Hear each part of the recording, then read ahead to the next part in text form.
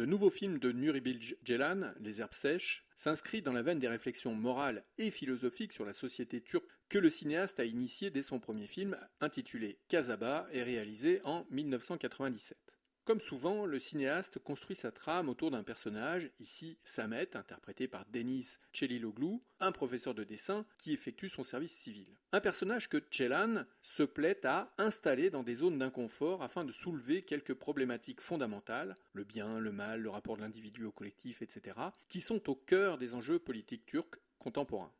Le télescopage des contraires sert de support aux péripéties narratives et nourrit nombre d'intentions formelles. Visuellement, le plan d'ouverture du film donne le ton. Un homme marche dans la neige au milieu d'un espace indéfini, un champ dont on ne comprend pas la position géographique par rapport à la trajectoire du personnage. Plus tard, nous comprendrons que le champ est une zone tampon entre le lieu de travail de Samet, le collège, et son logement de fonction, donc entre le collectif et le privatif. Ce champ, recouvert de neige, impose à l'image une dominante blanche et inscrit le personnage à la fois dans un espace de transition multiple, sa situation civile et professionnelle, le privé et le collectif, l'amitié et l'amour, etc., mais aussi se transforme en figuration des questionnements et des indécisions qui habitent Samet.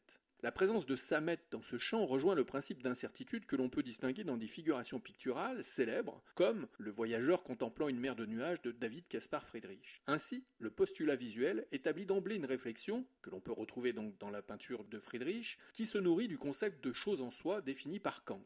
L'arrière-plan kantien, soulevé par cette esthétique, est à associer ici au ressenti du personnage. Un ressenti qui relève d'abord de l'indicible et de l'impossibilité à verbaliser les choses car elles échappent à la connaissance pure. Il faudra à Samet faire l'acquisition d'éléments étrangers à sa formation, à sa culture, voire à ses penchants naturels pour la cérébralité, pour parvenir à se définir et à se positionner enfin correctement dans le monde. Autrement dit, il faudra que Samet se laisse traverser d'éléments qui relèvent de l'affect pour développer son intellect. L'assimilation de nouveaux savoirs passera par l'expérience du tiers. Deux personnages féminins opposés, une consoeur, Nuray, interprétée par Merve Dizdar, qui a obtenu d'ailleurs le prix d'interprétation féminine au Festival de Cannes, et Sevim, interprétée par Etche Bakshi, une collégienne, une adulte et une adolescente. Toutes deux seront les motifs principaux de l'évolution du personnage de Samet. Les jeux de séduction qui agissent à différents niveaux, il ne s'agit évidemment pas des mêmes logiques en ce qui concerne les deux personnages féminins, affirment la présence chez Samet du dilemme du prisonnier, c'est-à-dire que les expériences de pensée vécues par Samet au contact des deux personnages féminins lui servent à examiner l'essence des choix conscients effectués par un individu dans un cadre collectif. Samet